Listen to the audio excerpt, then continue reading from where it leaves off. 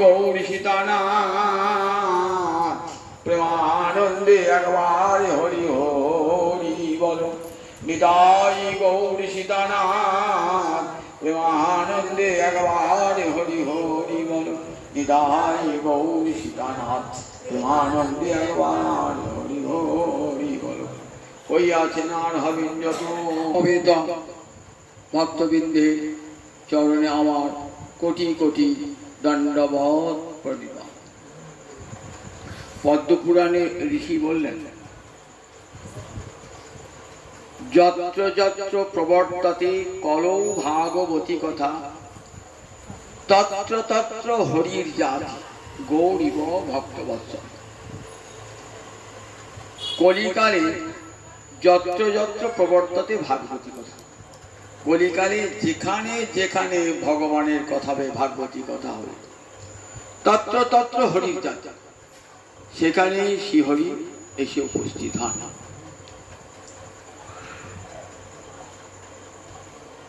যেখানে ভাগবতী কথা হবে, গৃহে মন্দিরে দেবালয়ে ভগবান শ্রীহরি এসে উপস্থিত হন।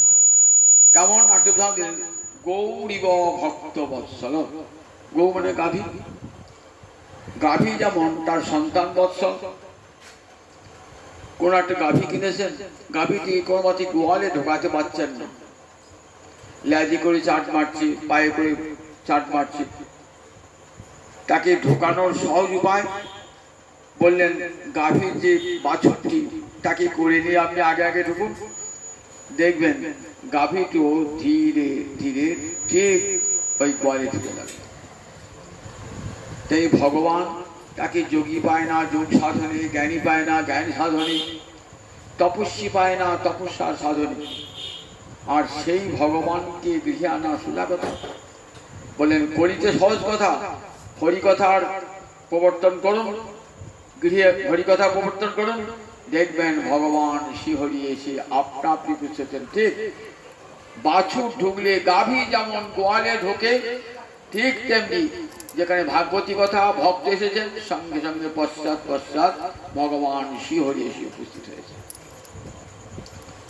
ছিন্নতাং সকথা কৃষ্ণ পুণ্য শ্রবণ কীর্তন হৃদন্তস্তবি ভদ্রাণী বিধিনতি সুইশ্বতাং। বলছেন, শ্রীহরি যে এসেছেন তাকে তো দেখতে পাচ্ছি না। বললেন, কোথায় আসে জানো তিনি? বললেন, ছিন্নতাং, যারা হরি কথা কান পেতে বসে বসে শুনছেন, বহু বচন আছে ছিন্নতাং, যে ভক্তরা হরি কথা কান পেতে বসে বসে শুনছে, তাদের মুখে তাদের কাছে সকথা নিজের কথা শুনবার জন্য পুণ্য শ্রবণ কীর্তন, যার কথা শ্রবণ করলে পুণ্য হয়, যার কথা কীর্তন করলে পুণ্য হয়, সেই পুণ্য শ্রবণ কীর্তন ভগবান শ্রীহরি কি করেন? বলছে, আর শুনছেন না হৃদয় অন্তস্থ, বলেন তাদের হৃদয় মাঝে এসে ঢুকে পড়েন। আজ অমুক জায়গায় আমার কথা হবে, ভক্তেরা দল বেঁধে চলেছে, আমিও যাব। আমি গিয়ে কোথায় বসবো না, ভক্তের হৃদয় মন্দিরে গিয়ে আমি বসবো, হৃদয় অন্তস্থ। সুত গোস্বামী পাদ বলছেন, নৈমিষারণ্যে 60,000 বেদজ্ঞ ঋষির সভায়। 60,000 ঋষি মানে যারা সত্য দ্রষ্টা, সত্যের অভিমুখে যাদের গমন, যারা ক্রান্তদর্শী, অর্থাৎ জগতের সত্যের শেষ ভূমিকে যারা দর্শন করেছেন তাদেরকে বলে ঋষি। কবয় ক্রান্তদর্শিন, ঋগ্বেদের ঋষি, ঋগ্বেদের সায়ণাচার্য কবি শব্দে অর্থ করেছেন কবয় ক্রান্তদর্শিন, জীবনের পরম সত্যকে যারা দর্শন করেছেন তাদেরকে বলে ঋষি। সেই ঋষিদের সভায় ঋষিরা যজ্ঞ করছেন একটা সহস্রং সমাহ, 1000 বছর ধরে যজ্ঞটা হবে। সম্মুখে কলিযুগ আসছে, ধর্মের পথ নানা অপধর্ম এবং উপধর্মের দ্বারা আচ্ছন্ন হয়ে যাবে। সেই কলির মঙ্গল করবার জন্য ঋষিরা একটা যজ্ঞ করেছেন সহস্রম সমান 1000 বছর ধরে যজ্ঞটা হবে। সেই যজ্ঞ সভায় সুত গোস্বামী এসে হাজির। কে এই সুত গোস্বামী? রোমহর্ষ ঋষির পুত্র উগ্রসভা ঋষি। ঋষিরা পরমাদরে তাকে উত্তম আসন দিলেন। ব্রাহ্মণ না, দেখুন সুত মানে রথ চালায় যারা, তাদেরকে সুত বলা হচ্ছে। উত্তম আসনে বসালেন। উত্তম আসনে বলছেন, আপনি তো সুখদেবের শিষ্য, কৃপা করে বলুন কলিজীবের মঙ্গল কেমন করে হবে? আমরা যাগযজ্ঞ করছি বটে, কিন্তু জানি যাগযজ্ঞের ফল কতটুকু। যাগযজ্ঞের ফলে আমরা ঊর্ধ্বলোকে গমন করব, সেখানে স্বর্গসুখ ভোগ করব। কতদিন ভোগ করব? যতদিন এই যজ্ঞের ফলটা থাকে। যজ্ঞের ফল অক্ষয় হয় না, সেটা নষ্ট ভোগ করতে করতে যজ্ঞের ফলটা নষ্ট হয়ে যায়। যেমন আপনার পুঁজি টাকা খেতে পড়তে ভোগ করতে করতে যেমন শেষ হয়ে যায়, তেমনি যত পুণ্য করুন না কেন এই পুণ্যের ফল কিন্তু থাকে না। পুণ্যের ফলে সুখ ভোগ হয়, সুখ ভোগ যেই করছে পুণ্যটাও শেষ হয়। সুখে সতী পুণ্যং ঘিয়তে, শাস্ত্র বলেছে যখনই জানবেন খুব সুখ পাচ্ছি তখনই জানবেন আমার পুণ্যটা ক্ষয়ে ক্ষয়ে যাচ্ছে। আর দুঃখে সতী পাপং ঘিয়তে, যে দুঃখ কষ্ট পান তাহলে যেন আমার যে পূর্বপূর্বের যত পাপ সব ধ্বংস হয়ে হয়ে যাচ্ছে। তাহলে যজ্ঞের যে ফলটা, সে ফলটা ক্ষীণে পুণ্যে মর্ত লোকং বিশন্তি। গীতায় ভগবান অর্জুনকে বলছেন যে দেখো পুণ্য ক্ষয় হয়ে গেলে আবার কিন্তু এই পৃথিবীতে নেমে আসতে হবে, আবার মাতৃ জঠরে জন্মগ্রহণ করতে হবে। তাহলে এত কষ্ট করে, এত উপবাস করে, এত কাঠ পুড়িয়ে, এত ঘি ঢেলে আমার কি ফলটা হলো? আবার তো আমাকে পুণ্যের ফল যেই ক্ষয় হয়ে যাবে, আবার তো মাতৃ জঠরে এসে আবার এই সংসারে দুঃখ যন্ত্রণা ভোগ করতে হবে। তাই ঋষিরা সন্ধান করে কেমন করে সেই অনন্ত সুখের সন্ধান পাওয়া যায়, যে সুখ কখনো বিনষ্ট হয় না। 6টা দর্শন ধরে এই সুখের অন্বেষণ। প্রথম দর্শনের নাম কপিলের সাংখ্য দর্শন। তার প্রথম সূত্রই দুঃখ ত্রয়বিঘাতা জিজ্ঞাসা। দুঃখ আছে মানুষের জীবনে, সেই দুঃখ ত্রয়, 3 প্রকার দুঃখ: আধ্যাত্মিক, আধিদৈবিক, আধিভৌতিক। এই 3টে দুঃখ প্রতিটি মানুষকে ভোগ করতে হয়। আধ্যাত্মিক মানে দেহের এবং মনের যে অসুখ, তাকে বলে আধ্যাত্মিক দুঃখ। দেহ যখনই আছে তখন দেহের ক্রিয়া হবে, রোগ হবে, ব্যায়াম হবে। আবার দেহের মধ্যে মন আছে, মন থাকলে এখানে সুখ দুঃখ ভোগ করতে হবে। মনে কখনো সুখ আসবে, কখনো দুঃখ আসবে। কারো কথায় মনে ব্যথা পেলাম, কারো কথায় মনে সুখ পেলাম। এই সুখ দুঃখ যতদিন মনটা আছে দেহের মধ্যে ভোগ করতে হবে। এর নাম আধ্যাত্মিক দুঃখ। আধিদৈবিক, দেবতা থেকে প্রাপ্ত যে দুঃখ তাকে বলে আধিদৈবিক। হঠাৎ ভূমিকম্পে সব ঘর বাড়ি পড়ে, এত সুন্দর করে ঘর বানিয়েছিলেন, ভূমিকম্পে একবারে চলে গেল ভূগর্ভে। প্রবল বন্যায় বাড়ি ভেসে গেল, প্রবল ঝড়ে বাড়ি উড়ে গেল, কতজনের মৃত্যু হয়ে গেল।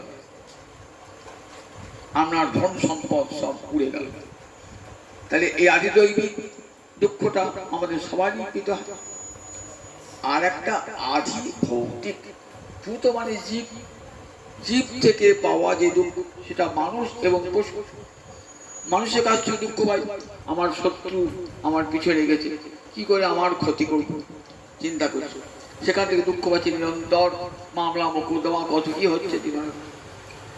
আবার হিংস্র প্রাণী, ঘরে সাপ ঢুকেছে, যে কোনো মুহূর্তে ধ্বংস করে আমার মৃত্যু ঘটতে পারে।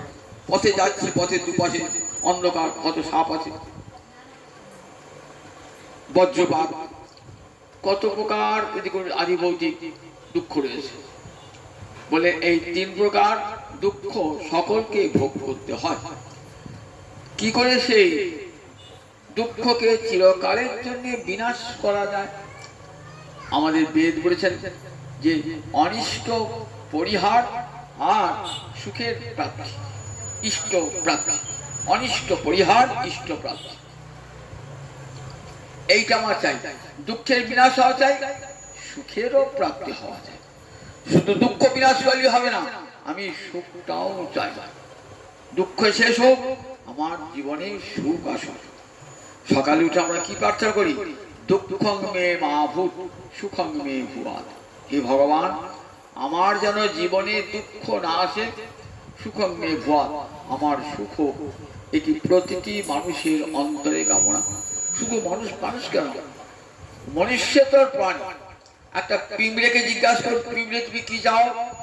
সে বলবে, দেখুন তার ভাষা যদি বুঝতে পারেন, সে বলবে সুখং মে ভূয়াৎ দুঃখং মে মা ভূত। একটা বনের পাখিকে জিজ্ঞাসা করুন, পাখি তুমি কি চাও? যদি তার ভাষা বুঝতে পারেন, বলবে দুঃখং মে মা ভূত সুখং মে ভূয়াৎ। আমার দুঃখ দূর হোক, আমি যেন সুখ পাই। মানুষ তো বটে, আবার স্বর্গের দেবতারাও কি চান? সুখং মে ভূয়াৎ দুঃখং মে মা ভূত। তাহলে আব্রহ্ম স্তম্ভ পর্যন্ত, ব্রহ্মলোকের অধিবাসীরা পর্যন্ত কি চান? দুঃখ যেন না আসে, সুখ যেন পায়। সুখের সন্ধান শুরু হলো কপিলের সাংখ্য দর্শন। পরের দর্শনটি নাম পতঞ্জলির যোগ দর্শন। তার পরের দর্শনটি নাম হলো গৌতমের ন্যায় দর্শন। তার পরের দর্শনটি নাম হলো কণাদের বৈশেষিক দর্শন, বৈশেষিক দর্শন। তার পরের দর্শনটি নাম হলো কর্মমীমাংসা, জৈমিনীর পূর্বমীমাংসা। শেষ বেদান্ত দর্শন উত্তর মীমাংসা। এইখানে এসে ঋষি বললেন যে দেখো, ভূমৈব সুখম নাল্পে সুখমস্তি। ভূমা মানে বৃহত্তম বস্তু। জগতে বৃহত্তম বস্তু কি আছে? একমাত্র ভগবান ছাড়া কেউ বৃহত্তম বস্তু না। অনন্ত কোটি জগৎকে ব্যাপ্ত করেছেন তিনি। জগতের অন্তরে আছেন, বাহিরে আছেন, নিচে আছেন, উপরে আছেন। যে জগৎকে চোখে দেখছি তার বাইরে আছেন, যে জগৎকে চোখে দেখছি না তারও বাইরে আছেন। তাই এমন কোন বৃহত্তর বস্তু আছে যে সমস্ত ব্যাপ্ত করে আছে? একমাত্র ভগবানই সব ব্যাপ্ত করে আছে। তাই ভগবানকে কি বলে? ভূমা। ভূমা মানে ব্রহ্ম, ব্রহ্ম মানেও যা, ভূমা মানেও তাই। ভূমৈব সুখম, সেই ভগবানকে পেলে জীব সুখী হতে পারে। ভগবানকে পেলে জীব সুখী হতে পারে। এছাড়া সুখে আর অন্য কোনো পন্থা নাই। নান্য পন্থা বিদ্যতে অয়নায়। অয়ন মানে আশ্রয়। গোবিন্দ চরণ আশ্রয় করা ছাড়া আর সুখের অন্য কোনো পথ নাই। সুখের আর অন্য কোনো পথ নাই। চিরস্থায়ী সুখের একটাই পথ, চিত্ত যদি গোবিন্দমুখী হয়। বিষ্ণু সূত্রে বেদে ঋষি বললেন, বিষ্ণু পরমে পদে মধ্য উৎস। মধু মানে সুখ। সেই সুখের উৎসভূমি কোথায়? গোবিন্দের চরণ কমল। যতক্ষণ মনটা বিষয় থেকে সরিয়ে গোবিন্দ চরণে নিতে না পারছি, ততক্ষণ জীবনে সুখের আশা বৃথা। সুখের আশা বৃথা। একটা মাছ জল থেকে ডাঙায় উঠে আসে, কি জন্যে? সে ভাবছে আরো তার সুখ পাবো, সেই সুখের সন্ধান এসে উঠে আসে। পথে একটা সাধুর সঙ্গে দেখা। সাধু বলছে, মাস তুমি যাবে কোথায়? বলছে, আমি সুখের সন্ধানে চলেছি, জলে থেকে সুখ পাই না, তাই জল থেকে যাচ্ছি। সাধু তো হো হো করে হেসে উঠলেন, মা যত এগিয়ে যাবে ততই তোমার মৃত্যু ত্বরান্বিত। তাহলে আমি মৃত্যু থেকে মুক্তি কেমন করে পাবো? বলে, তুমি যে জল থেকে উঠে এসেছো সেই জলে। জল তো তার পিছনে, সম্মুখে দেখছে ধুলি ধূসর ভূমি। তখন সাধু কি করেন? সাধু মুখটা ঘুরিয়ে দেন, তুমি যে পথ এসেছো সেই পথ দিয়ে চলে যাও, জলে চলে যাও, দেখবে আবার সব সুখ তোমার এসেছে। আমরা এসেছি কোথা হতে? গোবিন্দ চরণ হতে আমাদের উৎপত্তি। আনন্দাদেব খল্লিমানি ভূতানি জায়ন্তে। বেদের ঋষি বলছেন আনন্দাত অর্থাৎ আনন্দ স্বরূপ ব্রহ্ম হতে এই সমস্ত জীব জন্মিয়েছে। আনন্দের জাতানি জীবন্তী। আবার আমরা যে বেঁচে আছি, সংসারে একটু সুখ, স্ত্রী পুত্র নিয়ে সংসার করছি, সুখ, বলেন সেই সুখটাও কার দান? বলে সেই সুখটাও ভগবানের দান। সুখ নয়, সুখের একটা আভাস মাত্র। কেন দিয়েছে এটা? এই সুখের আভাসটা থাকলে সত্যিকারের সুখ পাওয়া যাবে না। চিন্তা হবে যে এই সুখটাকে কেমন করে স্থায়ী করা যায়। সেই জন্য সংসারে সুখ দিয়েছেন, বিষয় দিয়েছেন, বিত্ত দিয়েছেন, স্ত্রী দিয়েছেন, পুত্র দিয়েছেন। তখনই মনে হবে এই সুখটা আমার কেমন করে চিরস্থায়ী হোক। আবার যখন সুখের সন্ধানে যাবেন খুঁজতে খুঁজতে, আনন্দ প্রান্তি অভিসংবিশন্তি। জীব আবার আনন্দের কাছেই ফিরে যাবে, আনন্দ ধামেই ফিরে যাবে। সেটা কে নিয়ে যাবে? বলেন, গুরুদেব কৃপা করে কর্ণে দীক্ষা দান করে দিয়তে বিমলং জ্ঞানং ক্ষীয়তে পাপ পদ্ধতি। অন্তরে বিমল জ্ঞান সমস্ত অন্ধকার দূর করে দিয়ে সুখ লাভের পথ দেখিয়ে দেয়, যে কোন পথে গেলে সুখ পাবি। যত সংসারের দিকে ছুটবি ততই দুঃখ পাবি। দেখ, গোবিন্দ চরণের দিকে মনটা কর, দেখ সব সুখ দৌড় করে আসবে। সুখ আর কোথাও নাই, একমাত্র গোবিন্দের চরণ কমলে সুখ লিখে আছে। ঋষিরা কথা জানেন, যজ্ঞ করছেন, তথাপি লোকাচারে যজ্ঞ করছেন। এমন সময় সুত গোস্বামী এসেছেন। সুত গোস্বামী কে বলছেন, হে সুত গোস্বামী, তুমি তো সুখের শিষ্য, কৃপা করে বলো কোন পথে গেলে আমরা চির সুখী হব। কলির মানুষ চির সুখী হবে কোন পথে গেলে? তখন সুত গোস্বামী বলছেন, ওই কলির জীব ভয় নাই। যখন ধর্মের পথ অন্ধকারে আচ্ছন্ন, কলিজীবের মানুষ ধর্মের পথ দেখতে পাবে না। তাই কলিজীবে মানুষকে প্রতারণা করবার জন্য কত অপধর্ম উপধর্মের আবির্ভাব হবে, কত সাধু আবার আবির্ভাব হবে। কলিযুগের মানুষ শাস্ত্র জ্ঞানহীন, কলিযুগের মানুষ শাস্ত্র জ্ঞানহীন। সেই কলিযুগের মানুষ জানে না কোন পথে গিয়ে ভগবানকে পাওয়া যায়। তাই বহু প্রতারকের দল ধর্মের নাম দিয়ে কলির জীবকে প্রতারিত করবে। যথার্থ ধর্মের পথ খুঁজে পাবে না, কারণ ধর্মের পথ কলিযুগে অন্ধকারে আচ্ছন্ন। অন্ধকার যখন হয়, আপনি অন্ধকারে রাস্তা হারিয়ে গেছেন, তো কাটা শহরে নেমেছেন, পথঘাট চেনেন না, খুঁজি পাচ্ছে যে বাড়ি যাবেন একবার এদিক সেদিক করছেন। ভোর পর্যন্ত অপেক্ষা করলেন, সূর্য যেই উঠল, এই তো আমার চেনা পথ, আমি যে কুটুম বাড়ি যাবো এই পথ দিয়ে চলে যাবো। বললেন সূর্য উঠেছে। কোন সূর্য? পুরাণ সূর্য। এসো পুরাণার্ক অধুনা উদিত। সুত গোস্বামী বলছেন, কলির কি ভয় নাই? অর্থ মানে সূর্য, পুরাণ মানে ভাগবত পুরাণ রূপ সূর্য উদিত হয়েছে। কলির জীবকে দেখাবে কোন পথে গেলে ভগবানকে পাওয়া যায়। কলির জীব দেখাবে। এই ভাগবতের সঙ্গে পরিচয় করালেন কে?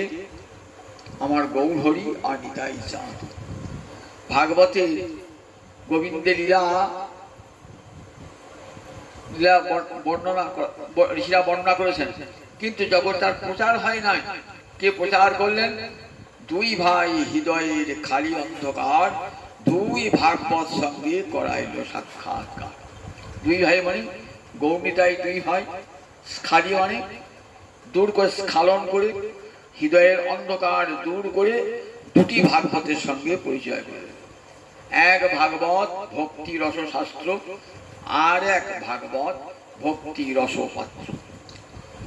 যে শাস্ত্রে ভক্তি রসের কথা আছে তাকে বলে ভাগবত। 18টা পুরাণের চূড়ামণি, 18টা পুরাণে পুরাণ শিরোমণি, পুরাণ চক্রবর্তী শ্রীমদ্ ভাগবত। আর এই ভাগবতী কথা যারা বসে বসে শোনেন, গোবিন্দ চরণে যারা ভক্তিকে আশ্রয় করেছেন, তারা হলেন ভাগবত। তাই ভক্ত সঙ্গে বসে ভাগবতী কথা আস্বাদন করেন। কলিযুগে আর দ্বিতীয় কোনো ধর্ম নাই, ধর্মের পথ পেয়ে যাবে ভক্ত সঙ্গে বসে ভাগবতী কথা শুনলে পারে। বলেন দেখো, ভক্ত ভগবানের কাছে কি চায়? জগতের জীব যারা যা যজ্ঞ করছেন, দেব দেবীর পূজা করছেন, কি চায়? ধন দাও, জয় দাও, যশ দাও, এইসব চায় তো ভগবানের কাছে। ভগবানের সঙ্গে বণিক বৃত্তি করে। প্রহ্লাদ বললেন, গোবিন্দ তোমাকে ভজনা করে তোমার কাছে যারা কিছু চায়, যস্তু আশিস আশাস্তি সবই বণিক নতে। তারা তোমার তো ভক্ত নয়, তুমি উপলক্ষ। তোমার কাছে চাইলে টাকা, ধন, দৌলত, বিষয় পাওয়া যাবে বলে তোমার পূজা করে, উপাসনা করে। পেয়ে গেলে আর করবে না, পেয়ে গেলে আর তোমাকে উপাসনা করবে না। তাই সবই বণিক। বণিক যেমন টাকা দিয়ে অপরের কাছ থেকে মালটি কিনে নিয়ে এলো, তার সঙ্গে কি সম্পর্ক? অর্থের সম্পর্ক। বলেন, যারা ভগবানের সঙ্গে এরকম সম্পর্ক করে যে ভগবান ধন দাও, যশ দাও, বিত্ত দাও, ভক্তি দাও, মুক্তি দাও, সবই বণিক নতে ভৃত্য। তারা তোমার ভক্ত নয়, তারা তোমার সঙ্গে বণিক বৃত্তি করে। ভজছি ভগবানকে, চাইছি তার কাছে কি? ভগবানকে চাইছি না, চাইছি তার কাছে ধন দৌলত, টাকা পয়সা, ভক্তি মুক্তি চাইছি। তাহলে ভগবান এখানে উপলক্ষ মাত্র, লক্ষ্য আমার অর্থ, বিত্ত, যশ, বৈষয়িক সুখ আমার লক্ষ্য, আর উপলক্ষ ভগবান। শ্রীমদ্ ভাগবত শেখালেন, দেখো ভগবানের কাছে কি চাইবে। আমার মহাপুরুষ শুনিয়ে গেছে ভাগবতের কথা। ন ধনং ন জনং সুন্দরী কবিতাং বা কাময়ে জগদীশ, মম জন্মনি জন্মনি ঈশ্বরে ভবতাদ ভক্তির অহৈতুকী তৈ। মহাপুর 8টা শ্লোক আছে, শিক্ষা শ্লোক, সেখানে একটি শ্লোক, যে হে গোবিন্দ, আমি তোমার কাছে ধন চাই না, আমার পরিচর্যা করার জন্য জন চাই না। ন ধনং ন জনং সুন্দরী, আমি সুন্দরী পত্নী চাই না। কবিতা, আমি কাব্য প্রতিভা চাই না, আমি যশ পেতে চাই না। তাহলে কি চাও তুমি? বললেন, মম জন্মনি জন্মনি ঈশ্বরে ভবতাৎ ভক্তির অহৈতুকী তৈ। আমার জন্মে জন্মে যেন তোমার শ্রীচরণে ভক্তি হয়। সেই ভক্তিটা কেমন? অহৈতুকী, কোন হেতু যেন না থাকে, তোমাকে ভালোবাসার জন্যে যেন ভালোবাসা। এখানে শ্রীমদ্ ভাগবত কি ব্রহ্মার একটি অপূর্ব স্তব আছে। ব্রহ্মা স্তব, ব্রহ্মময় লীলার শেষে ভগবানকে মোহিত করবার জন্য ব্রহ্মা এসেছিলেন। সব বালক বাছুর চুরি করে নিয়েছিলেন। দেখলেন যতগুলি বালক বাছুর চুরি করেছে, আমার ততগুলি বালক বাছুর ব্রজের মাঠে খেলা করছে। করতে করতে ব্রহ্মা স্বয়ং মোহিত হয়ে গেলেন। কোনটা আসল? আমার চুরি করা বালক বাছুরটা আসল, না এই ব্রজের মাঠে চড়ছে যে বাছুর এবং বালকেরা, তারা আসল? দেখতে দেখতে ব্রহ্মা কেমন? ব্রহ্মা মোহিত হয়ে গেলেন। দেখলেন সমস্ত বালক বাছুর ওই রাখাল বালকটির অঙ্গে ঢুকে পড়ল। প্রথমে দেখলেন সব বালক বাছুর নারায়ণ মূর্তি, কোটি কোটি নারায়ণ মূর্তি। আর ব্রহ্মাদি দেবগণ সেই নারায়ণ মূর্তিকে স্তব করছে। আবার সেই নারায়ণ ঢুকে বললেন, কোটি কোটি নারায়ণ ওই ওই গোপবালকটি অঙ্গে ঢুকে বললেন। ওই রাখাল বালকটি পেট কচুরে বাসি গোজ আছে, আর হাতে গরু চড়ানোর বাসন আছে, এক হাতে দই মাখা ভাত, এক হাতে খাচ্ছেন, সকালের সঙ্গে রঙ্গরস করছেন। সেই মূর্তির মধ্যে ঢুকে গেল কোটি কোটি নারায়ণ, কোটি কোটি ব্রহ্মা। তখন ব্রহ্মা মোহিত হয়ে গেলেন। ব্রহ্মা নেমে এলেন, হাঁসের পিঠ থেকে নেমে এলেন, হংস পৃষ্ঠ থেকে। তখন একটি অপূর্ব স্তব করেছিলেন ভগবান। একটি শ্লোক আমরা শোনাব, সেই ভাগবত স্তব। তত্ত্বে অনুকম্পাম সুসমীক্ষমান ভুঞ্জান এবাত্ম কৃতং বিপাকম হৃদ্বাক বপুভি বিদধর নমস্তে জীবেত সমুক্তিপদে দায় ভাগ। তত্ত্বে অনুকম্পাম সুসমীক্ষমান। দেখুন, ভক্ত যখন ভগবানকে ভজে, ভগবানের কাছে কিছু চায় না। কি চায়? তুমি আমায় কৃপা করো প্রভু।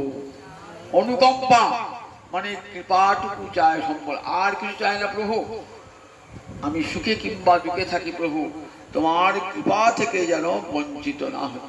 মাধব বহুত মিনতি করি তোই তিল তুলসী দিয়া এ দেহ সমর্পিনু দয়া জনু নাছ রবিময়। তিল তুলসী দিয়ে আমার দেহ মন প্রাণ তোমার শ্রীচরণ কমলে অর্পণ করলাম। এইটুকু প্রার্থনা। ধন জন বৈভব কিছুই চাই না, আমি মুক্তিও চাই না।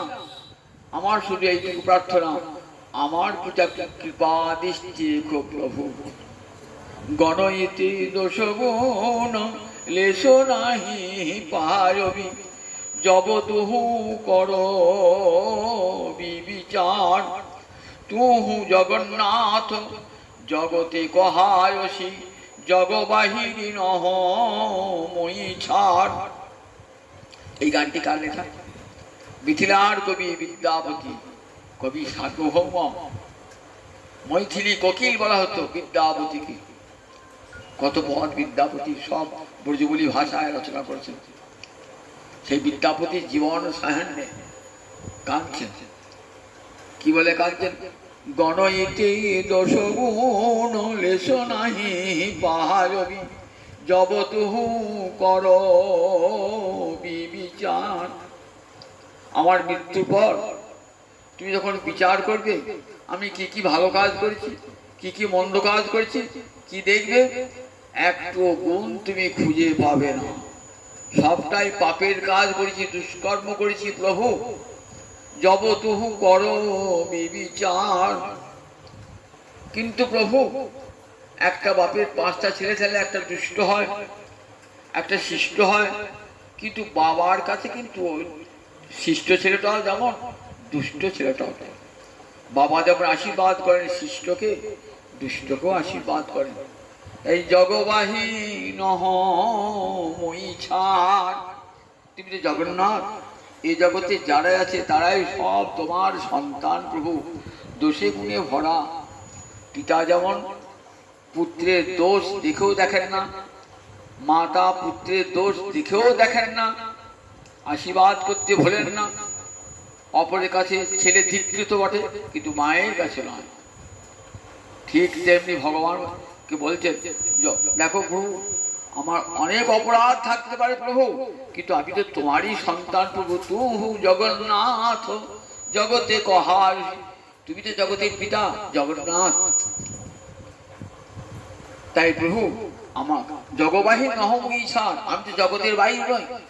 সুতরাং আমাকে কৃপা করো প্রভু, যেন আমি আর কিছু চাই না প্রভু, যেন আমাকে কৃপা দৃষ্টি, তোমার এই কৃপাতেই সব। ভক্ত ভগবানের কৃপার পানি চেয়ে থাকেন। গোবিন্দের কৃপা পেলে আর তার কোনো দুঃখ থাকে না, চাইতে হয় না, আপনা আপনি হয়ে যায়। আপনার সুদামা চেয়েছিলেন, সুদামার স্ত্রী যখন সুদামাকে পাঠালেন, এত দারিদ্র, খেতে পাও না, পরনে একটা কাপড় নাই, মাথার চুলে একটা তেল নাই, মাসের পর মাস উপবাসে অনশনে অর্থাসনে থাকো, তোমার তো বড় বন্ধু আছে গোবিন্দ, তার কাছে যাও না। নিষ্কাম ভক্ত তো কিচ্ছু চাইবেন না, কৃষ্ণ ভক্ত নিষ্কাম, অতএব শান্ত। ভক্তি মুক্তি সিদ্ধিকামী সকলই অশান্ত। যারা ভোগ্যবস্তু চায় তাদের চিত্ত চঞ্চল, যারা মুক্তি চায় সিদ্ধি চায় তাদের চিত্ত চঞ্চল। কিন্তু কৃষ্ণ ভক্ত কিছুই চায় না, পায় সব, কিছুই চায় না। তাই অতএব কৃষ্ণ ভক্ত নিষ্কাম, অতএব শান্ত। আমি যে বন্ধুর কাছে প্রতিজ্ঞা করেছি, বন্ধু তোমার কাছে আমি কোনোদিন কিছু চাইবো না। কি করে প্রতিজ্ঞা ভঙ্গ করবো? বলে তোমাকে চাইতে হবে না, তুমি গিয়ে একবার বন্ধু কাছে দাঁড়াবে, তাহলে হবে। বন্ধুর যে কৃপা দৃষ্টি পাবে তাতে তোমার সব লাভ হবে। দেখেছেন তো, অনেক সময় স্ত্রী বুড়ো হয়ে যায়, দেখেছেন তো, সেরকম যদি সাথী পতিব্রতা সতী রমণী হয় না, সে স্বামীরও বুড়ো হয়ে যায়। যাও ওই কৃপা দৃষ্টি লাভ করো, তাতে তোমার সব লাভ হবে। সুদামা গেছেন তো, গরিব সুদামা, কোনাতে চিহ্ন কাপড় পরে গেছেন, এক মুষ্টি চিরা নিয়ে গেছেন, ভগবানের কাছে বার করতে পারছেন না। ভগবান জোর করে তার কাছে চিড়ে মুষ্টিকে রেখেছেন। কোথায় বসিয়েছেন? নিজের যে সোনার পালঙ্কে বসেছিলেন, সেই সোনার পালঙ্কে বসেছেন। কোথায় বসে? বাম পাশে কে বসেছিল? মহালক্ষ্মী রূপগিরি বসেছিল। রূপগিরিকে তুলে দিয়ে বসালেন আপন ভক্তকে। জগৎকে দেখালেন যে দেখো, আমার কাছে আমার ভক্ত যেমন প্রিয়, তেমন আর কেউ প্রিয় নয়। স্বয়ং মহালক্ষ্মীও আমার এত প্রিয় নয়, আমার ভক্ত যেমন। এই জগতে ভক্তকে আমরা কত ঘৃণা করি, দূরে সরিয়ে দিই, বলে খেতে পায় না, তাই হরিনাম করছে, বিক্রি বলে কত অবজ্ঞা করি। আর যখন সেই ভক্ত ভগবানের কাছে যায়, তার কত আদর দেখছেন। সুদামা তো খেতে পায় না, বিক্রি, কিন্তু ভগবানের প্রতি অটুট ভালোবাসা। দেখুন, কাছে বসেছেন, যেখানে রুক্মিণী বসেছিল, সেই রুক্মিণী আবার শুধু তাই নয়, জড়িয়ে ধরেছেন, পিঠেতে টস টস করে গোবিন্দের চোখ দিয়ে জল বার হচ্ছে। নেত্রাভ্যাং অবিন্দু ব্যঞ্জন। সুখদেব মহারাজ, দেখেছো গোবিন্দ কেমন ভক্তবৎসল? আজ ভক্তকে জড়িয়ে ধরে চোখের জলে ভাসছেন, টস টস টস টস করে সুদামার পিঠে চোখের জল পড়ছে। সুদামার পা ধুয়ে দিলেন, নিজে সোনার ঘটে, হেম ঘটে জল নিয়ে এসে সুদামার চরণ ধুয়ে দিলেন। ভগবান ভক্তের চরণ ধৌত করেন। শুনেছেন কোন শাস্ত্রে? কোন শাস্ত্র শুনেছেন যে ভগবান ভক্তের চরণ ধুয়ে দেয়? ভগবান ভক্তের পদধূলি গায়ে মাখে, ভগবান ভক্তকে প্রণাম করে? কোথাও শুনেছেন? একমাত্র ভাগবতে শুনবেন। তাই ভাগবত এত জনপ্রিয়, যেখানে ভাগবত পাঠ লক্ষ লক্ষ লোক, সেখানে কোন অনাদি অতীত অনন্তকাল হতে গৃহে গৃহে, সাধুর আশ্রমে, মন্দিরে, দেবালয়ে সর্বত্র ভাগবত পাঠ হয়, গীতা পাঠ হয়। গীতা তো দেখি ভগবান কত ভক্ত বৎসল, আবার ভাগবত দেখি ভগবান কত ভক্ত বৎসল। তাই গীতার ভাগবতে, গীতা এবং ভাগবতের মতো এত জনপ্রিয় তার অন্য কোন শাস্ত্রের নাই। হরিগুরু বৈষ্ণব ভাগবত গীতা। শুধু আমাকে চরণ ধুয়ে দিলেন, আবার কি করেন দেখুন, সেই চরণ ধুতে জল আজ শিরে তুড়ি রইল, চরণ ধৌত জল আজি শিরে তুড়ি রইল, মাথায় তুলে দিলেন। দেখো, ভক্তের চরণ ধৌত জল আমি মাথায় করে নিই। কত মাথায় করে কাটিকে না, তাদেরকে সম্মান করে, তাদেরকে গুরুচরণের ধুলো আমরা মাথায় নিই, আর ভক্তের চরণ ধৌত জল মাথায় গেছে। তাই কবি রাজগোস্বামী পাল করেছে, দেখো, ভক্ত পদ রজ আর ভক্ত পদ জল, ভক্ত ভক্ত শেষ এই তিনি সাধনের মন। ভক্তির পায়ের ধুলি ভক্তের পদধৌত জল আর ভক্তের ভুক্ত শেষ, এই তিনটি ভক্তি রাজ্যে সাধন শক্তি দান করে। যদি ভক্তি চান, কৃষ্ণ ভক্তি চান, তাহলে এই তিনটি সর্বাগ্রে চাই। ভক্তের পদধূলি অঙ্গে মাখতে হবে, ভক্ত পদধৌত জল মাথায় নিতে হবে, আর ভক্তের ভক্ত সে ছোটা কেনা, তবে হরি ভক্তি লাভ হবে। কত কথা সুদামাকে, সুদামা ভয় সংকোচ, বাবারে সোনার খাটে বসে আছি, আমি তো মাটির মেঝে শুয়ে থাকি, আর সোনার খাটে বসেছেন গোবিন্দ, আমাকে এত আদর করে বসিয়েছেন, অবাক হয়ে যাচ্ছে। শুধু তাই নয়, রুক্মিণী পাখা করছে, দেখুন দেখি একবার মহালক্ষ্মী রুক্মিণী পাখা করছেন, কৃষ্ণের বন্ধু এসেছে তো পাখা করছে, কত সৌভাগ্য লাভ করছেন দেখুন একবার ভক্ত। কৃষ্ণ কহে আমা ভজে মাগে বিষয় সুখ, তুমি বিজ্ঞ তুমি অজ্ঞ আমি বিজ্ঞ, বিষয়ে কেন দিব সচরণামৃত দিয়া তারে বিষয় ভুলাই। কেমন করুণা ভগবান, তুমি বিষয় চাইতে পারো, আমি তোমাকে বিষয় কেন দেবো? তুমি অজ্ঞ, আমি তো বিজ্ঞ। ছেলে বাবার সঙ্গে যাচ্ছে, যে যে রাস্তায় দেখছি চপ বিক্রি হচ্ছে, বাবা চপ খাবো, বলে না বাবা, ও কবেকা বাসি চপ খেও না, শরীর খারাপ করবে। খাবে না, ছেলে কাঁদছে তো, বলতাম চপের চেয়ে ভালো জিনিস খাওয়াচ্ছে, নিয়ে গিয়ে টাটকা রসগোল্লা ছেলে হাতে দিলেন। তখন দেখুন ওই চপের দুঃখটা ভুলে যাবে। ঠিক তেমনি ওই বিষয় চাইছো, সামান্য বিষয় নিয়ে কি হবে? আমি সচরণামৃত দেওয়া বিষয়ে ভুলাইও, আমার ভক্তকে আমার কাছে নিয়ে যায়, আমার চরণামৃত দিয়ে তাকে বিষয়ে চিরকালের জন্য ভুলিয়ে দিয়ে।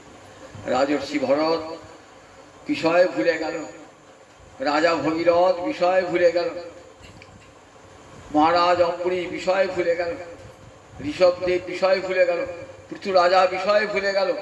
গোবিন্দ চরণ কোমর পেয়েছেন, আর কি চাই? আর তুমি চাই না, সব অভাব ফিরে যায়।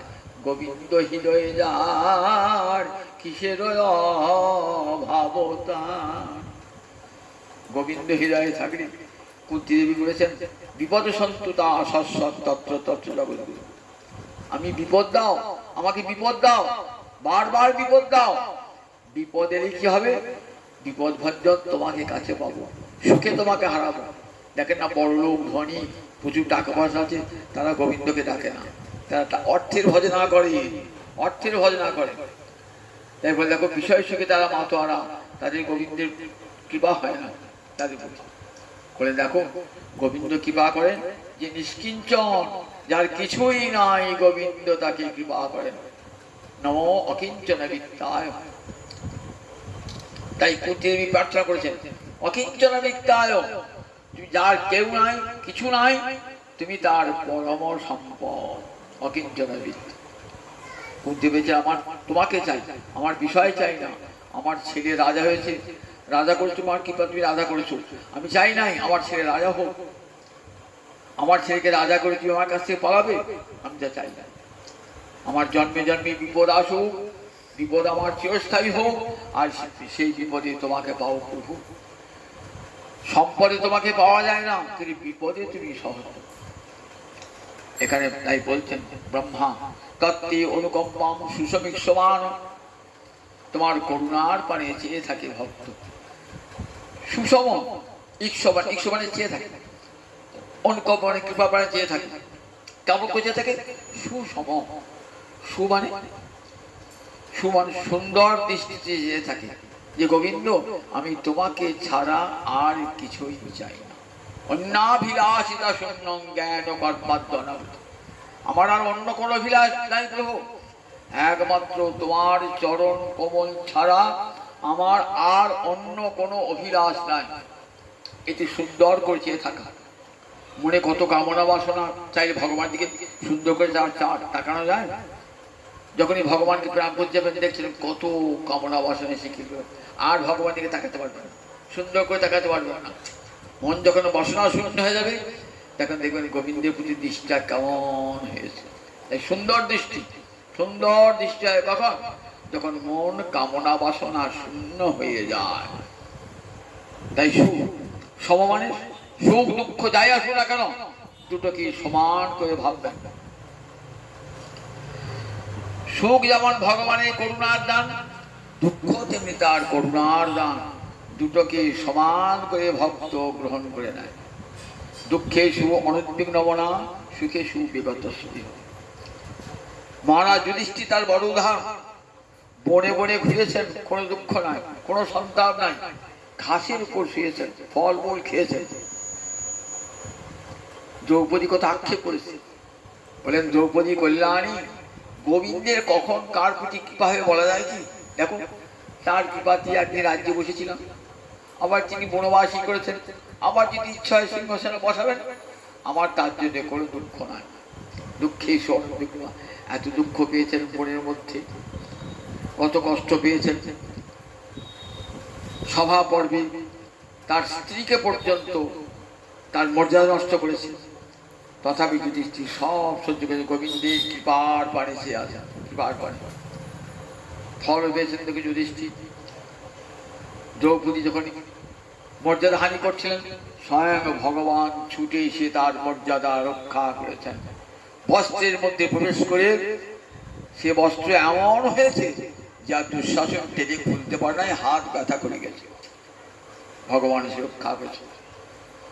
আবার যুধিষ্ঠির যখন বনবাস হয়েছেন, কত বিপদে পড়েছেন, ভগবান গিয়ে সঙ্গে সঙ্গে যুধিষ্ঠিরকে রক্ষা করেছেন, পঞ্চ পাণ্ডবকে রক্ষা করেছেন। সব সময় ভগবানের মনটা পড়ে এসেছে কার দিকে? ওই ভক্তের দিকে। কই যুধিষ্ঠির তো কিছু চান নাই ভগবানের কাছে, রাজ্য চান নাই, ভাই ভাই না সবরা 5 ভাইয়ের 5টা গ্রাম দিলেই হবে, 5টা গ্রাম 5 ভাই, 5টা গ্রামে যা রাজস্ব হবে তাই আমরা খেয়ে পড়ে থাকবো, আমরা আর কিছুই চাই না। লোভ শূন্য। ভগবান কি দিয়েছে একবার দেখুন, নিষ্কণ্টক রাজ্য দান করেছেন যুধিষ্ঠির, নিষ্কণ্টক রাজ্য দান করলেন, সব শত্রুকে বিনাশ করে পরম সুখের সাগরে ডুবিয়ে দিলেন। তাই সমান করে সুখ দুঃখ দুটোকেই ভক্ত সমান করে গ্রহণ করেন। সুখ এসেছে সেটাও গোবিন্দের দান, দুঃখ এসেছে সেটাও গোবিন্দের দান, দুটোকেই বরণ করে জানতে হবে। সুখ যেমন চিরদিন থাকে না, দুঃখ তেমনি চিরদিন থাকবে না। আমি গোবিন্দ কেন গোবিন্দ সুখ সুখে সুখে সুখে কিংবা দুঃখে থাকি, যেন তোমায় ডাকতে পারি, আমি সুখে কিংবা দুঃখে থাকি, যেন তোমায় প্রাণ ভরে ডাকতে পারি, যত দুঃখ দাও হে প্রভু, যেন তোমায় প্রাণে ভরে ডাকতে পারি, প্রাণে ভরে। সুখ দাও, যত দুঃখ দাও, কিন্তু প্রভু তোমার করুণা থেকে যেন বঞ্চিত না হয়। তাই ভক্ত সুখ দুঃখের পরোয়া করে না। ভক্ত তত্ত্বে অনুকম্পাম সুসমিষ্যমান ভুঞ্জান এবাত্মকৃতম বিপাকম। আত্মকৃত যে বিপাক, আমার কর্মফলের জন্য আমার দারিদ্র এসেছে, আমার রোগ হয়েছে, আমার শত্রুর মামলা মোকদ্দমা, সেসব আমার কর্মফলের জন্য হচ্ছে প্রভু। আমার ছেলে আমার মতের নয়, আমার স্ত্রী আমার মতের নয়, সব আমার কর্মফলের জন্য। জানতে হবে সব আমার কর্মফলের জন্য হয়েছে। বলছে এই কর্মফলের জন্য তোমার কাছে কিছুই চাইবো না প্রভু, আমি আত্মকৃত বিবাহ। আত্মকৃত আমাকে যে কোনো অবস্থায় রাখো না কেন, আমার দুঃখ নাই। আত্মকৃত বিপাক ভক্ত বলে, আত্মকৃত বিপাক আমি ভোগ করবো প্রভু, যত দুঃখ কষ্ট আসুক না কেন আমি ভোগ করবো প্রভু। কি মানুষ পশু পাখি কুলে জনমে, অথবা কীট পতঙ্গে, কর্ম বিপাকে গতাগতি পুনঃ পুনঃ, মতি রহু তুয়া পর সঙ্গে। আমার কর্মফলের বৈগুণ্যের জন্য আমার যে কুলে জন্ম হতে পারে, আমি পশু হতে পারি, পাখি হতে পারি, বলবো না প্রভু আমাকে উত্তম করে জন্ম দিও, দেব কুলে জন্ম দিও, ব্রাহ্মণ করে জন্ম দিও, ধনী বংশে জন্ম দিও, এ কথা কোনোদিনই বলবো না প্রভু।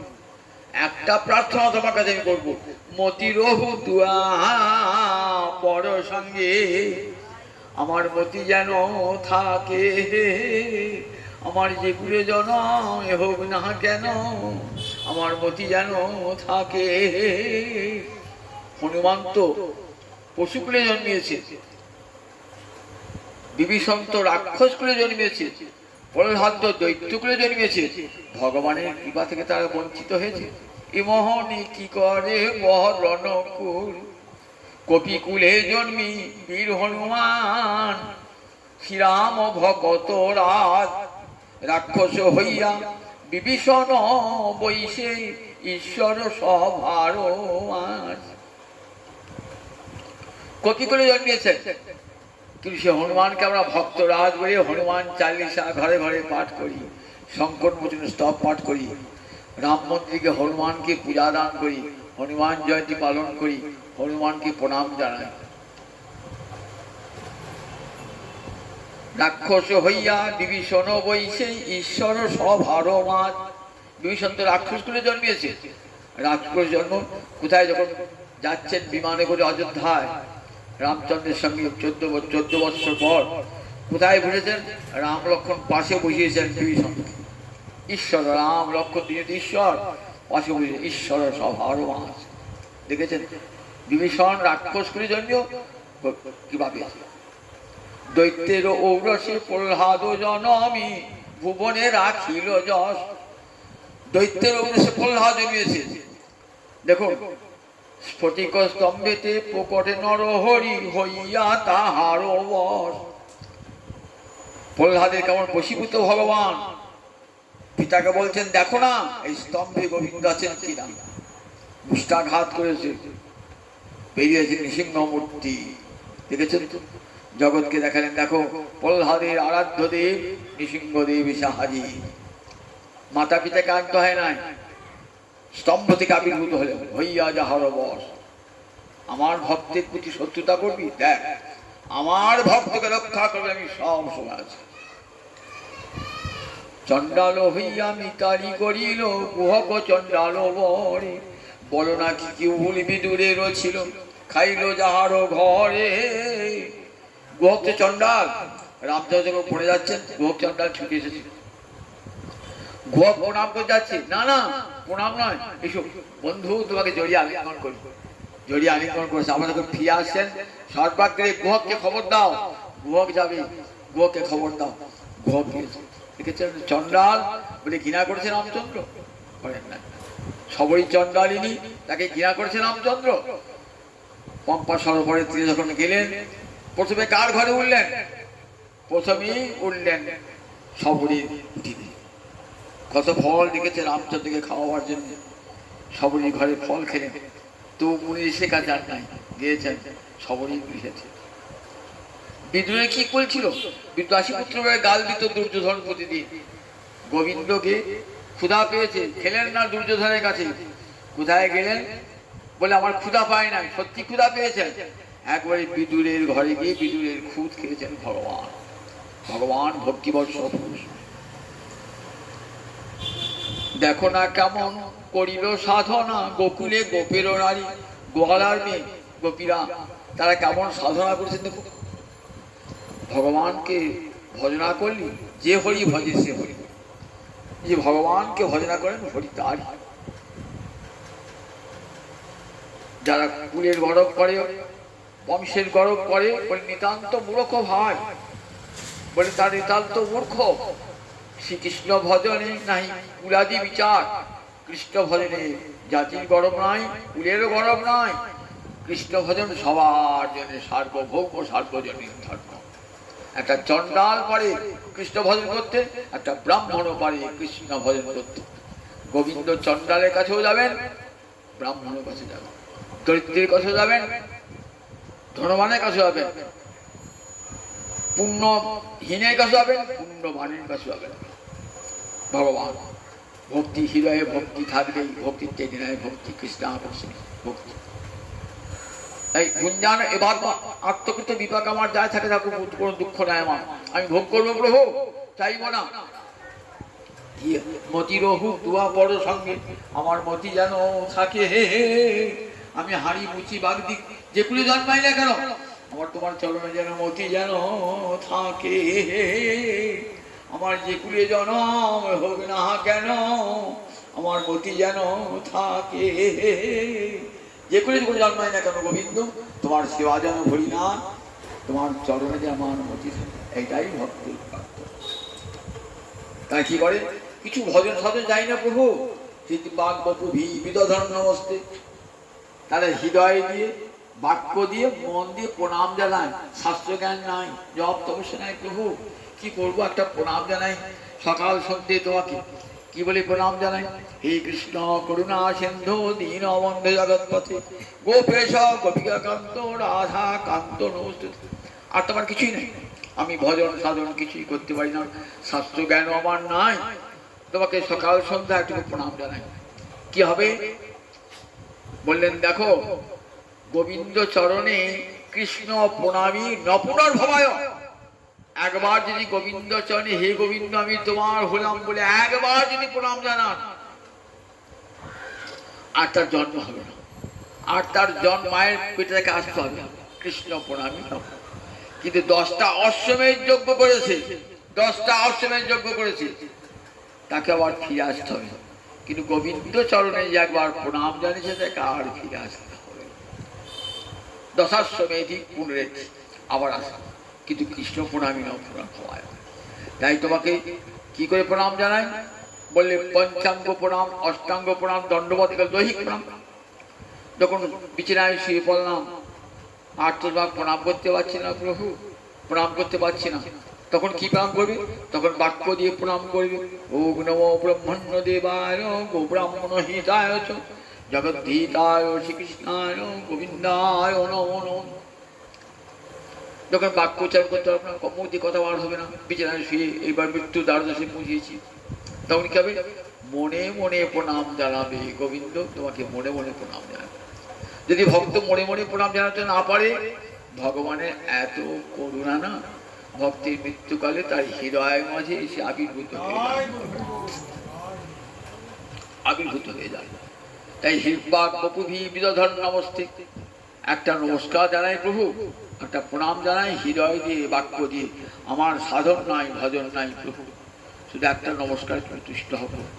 কেমন করুণার ঠাকুর দেখুন, 10টা উপচার চাই না, 16টা উপচার চাই না, 50টা উপচার চাই না, একটা শুধু চোখের জল দিয়ে একটা কৃষ্ণ বন্দনা, গোবিন্দের নাম, একটা তুলসী পাতা, এক গঙ্গা জল গোবিন্দ চরে যদি কেউ দেয়, গোবিন্দ তার কাছে চির ঋণী হয়ে থাকে। এমন ঠাকুর জগতে কোথাও আছে এত করুণা?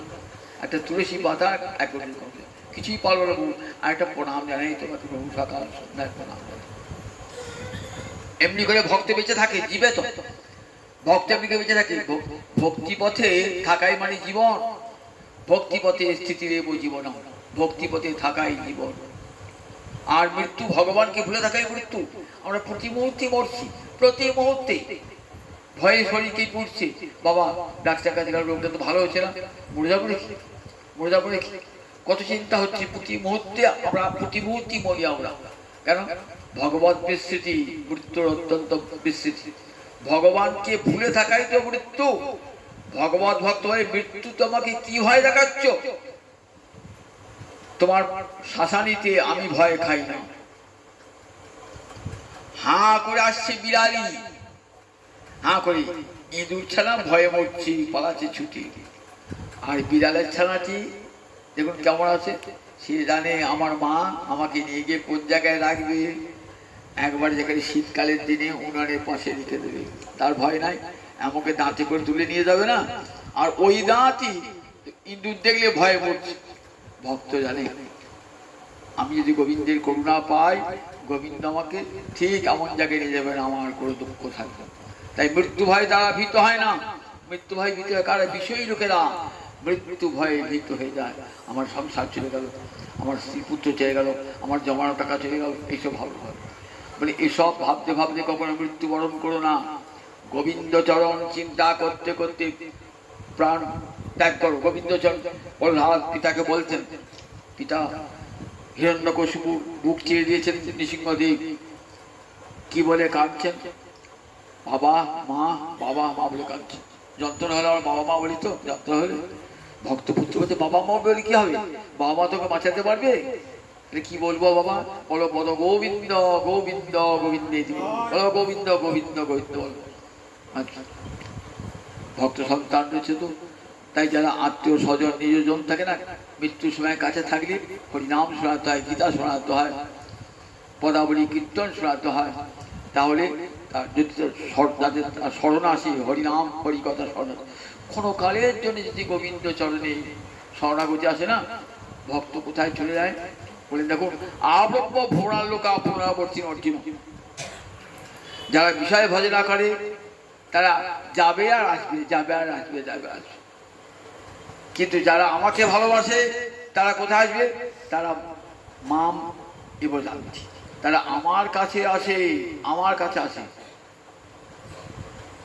জন্মকর্ম চমে দিব্যং এবং যোবেতি তত্ত্বত তক্ত্বা দেহ পুনর্জন্ম নৈতি মাম এতি। অর্জুন মাম এতি, আমার কাছে সে চলে আসে, আমি তাকে কিনে কাছে। তাহলে ভক্ত কখনো প্রেত লোকে যায় না, জানেন তো? ভক্ত কখনো প্রেত লোকে যায় না, তাহলে গীতা মিথ্যা হয়ে যায়। ভক্ত যদি প্রেত লোকে যায় তাহলে গীতা মিথ্যা। আমরা লৌকিক কাছে করি, কিন্তু মনে রাখবেন গীতা বাক্যই সত্য। স্মৃতির চেয়েও গীতা বড়, স্মৃতির চেয়েও। স্মৃতির সঙ্গে যদি গীতার বিরোধ হয়, গীতা বাক্য বেদ বাক্য তো, শ্রুতি স্মৃতি বিরোধে তু শ্রুতিরেব বলিয়েছে, বেদ বাক্যই হবে শ্রেষ্ঠ। তাই গীতা তো বেদের নির্যাস। সেখানে বলেছেন কৃষ্ণ ভক্ত কখনো, আমার যমুনা দিদি কোথায় গিয়েছেন? গোবিন্দ চরণে সারাটা জীবন যিনি গোবিন্দকে দিয়েছে, সারাটা জীবন। সেই যৌবন থেকে, যে যৌবনে মানুষ কত আনন্দ করে সংসার করে পুত্র স্বামী নিয়ে সঙ্গে নিয়ে, কিন্তু আমার যমুনাদির সারাটা জীবন আমরা দেখেছি তো, তার সঙ্গে কতদিনের পরিচয়। কৃষ্ণ ছাড়া কিছু জানতেন না। এই বাড়িটাই কৃষ্ণ ভক্তের বাড়ি, তো নারায়ণের সেবা যে বাড়িতে। তাই গিয়েছেন যমুনা দিদি, ওই কৃষ্ণ নাম করতে করতেই প্রাণ পরিত্যাগ করেছেন। সারাটা জীবন কৃষ্ণ সেবা করেছেন, ভক্ত সেবা করেছেন। সুতরাং তিনি গিয়েছেন গোবিন্দ চরণে, তার বিদেহী আত্মা গোবিন্দ চরণে গিয়েছেন। তিনি আমাদের আশীর্বাদ করেন, তার মতন যেন আমাদের মতি হয় গোবিন্দের চরণে, যেন মৃত্যুকালে তাকে স্মরণ করতে করতে এই জগৎ থেকে বিদায় নিতে পারি। হাসতে হাসতে, আনন্দ করতে করতে, গোবিন্দ নাম করতে করতে যেন এই সংসার থেকে বিদায় নিতে পারি, যেন গোবিন্দ চরণে ঠাঁই হয়। আমার যত কোনো তো গুণ নাই, সবটাই তোমার দোষ, কিন্তু হে গোবিন্দ তুমি কৃপা করো, ভক্তের চরণধুলি মাথায় দিয়ে দাও, যাতে এই সংসার সমুদ্র পার হয়ে তোমার চরণে যেতে পারি, জীবনটা ধন্য হয়ে যায়। জয় তাই, জয় তাই, জয় তাই। জয় জয়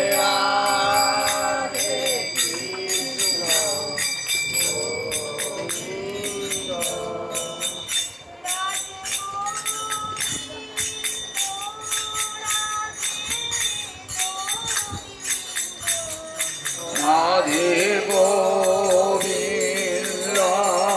রাধে গোবিন্দ,